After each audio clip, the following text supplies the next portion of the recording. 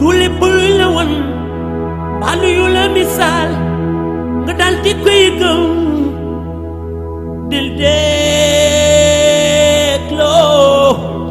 lu weesu def. Giving you a detailed information of all the activities that we'll be doing here and about Hope Academy and the ASTOUNDIAYEF Foundation, who is operating within Africa here, but stationed in Senegal. In collaboration with the American Embassy, they were able to bankroll this 3-day program for girls in the Gambia. We have about 150 girls with an age category of 6 to 17, and we will be camping with them here for 3 good days. There are a lot of activities that are involved. It's actually sports for development, trying to develop these kids, but using a tool that these kids love very much, which is sports. And the sports that we are embarking on here is basketball. So without wasting much time, there is going to be a lot to be said by these magnificent panelists here.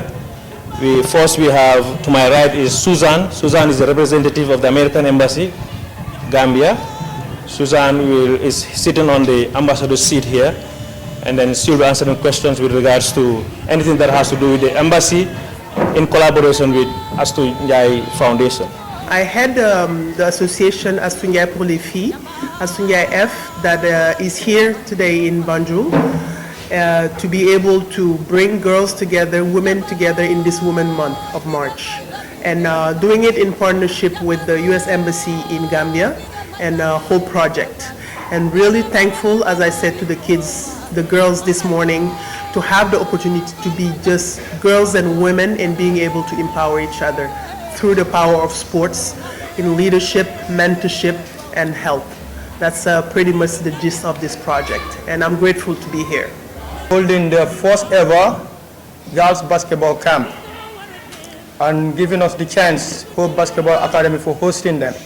And I would say this is a great opportunity for us holding a big event like this for the first time in the Gambia. And I will say that we've been looking forward for this for a very long time.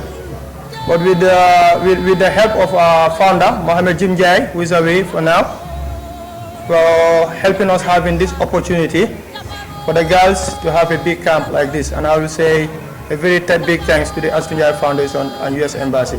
In BANJUL.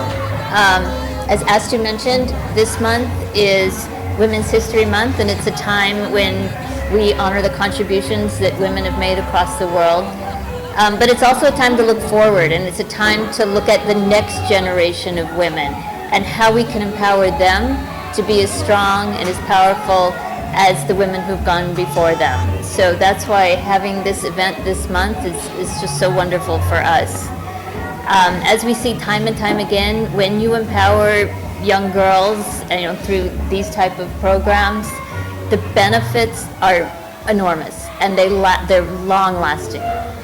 And so thank you to Astu for coming to the Gambia and hosting this wonderful project, and to Hope Project as well for assisting and helping us to get 150 girls. That's pretty incredible, 150 young girls. I didn't get what press organ you were with, but the fact that people like me that grew up in the continent, that went to the same schools, were exposed to the same coaches, the same people that want him to do well, but also the fact that if you look on the court this morning and in the afternoon, the fact that it's going to be women coaching women.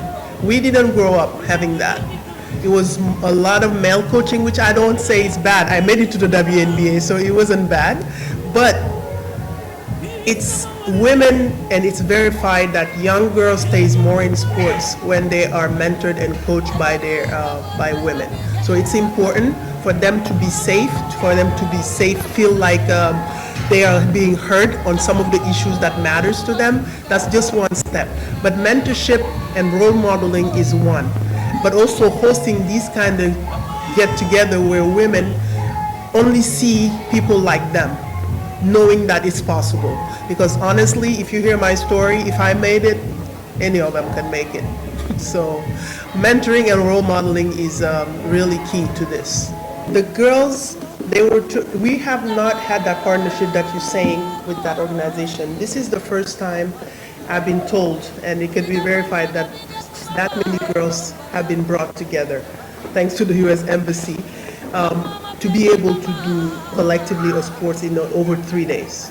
That's one. We haven't had that connection, but the connection direct that I have, and that's why we're working with the whole project, has been seeing them in action in the past and how they've been holding it steadily to make sure kids are empowered and supported in their sport. The most important thing right now is to talk to you guys about women's health. Usually I like this section to be interactive. I prefer people asking me questions and then I answer it. That way it becomes more interactive and then I can clear your doubts. Because 15 minutes is very short.